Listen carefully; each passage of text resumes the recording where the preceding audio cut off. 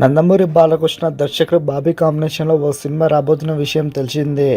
అయితే ఈ సినిమాలో ఓ స్పెషల్ రోల్ ఉంటుందని, ఈ పాత్రలో బాలీవుడ్ స్టార్ సంజయ్ దత్ తీసుకుంటున్నట్లు తెలుస్తుంది.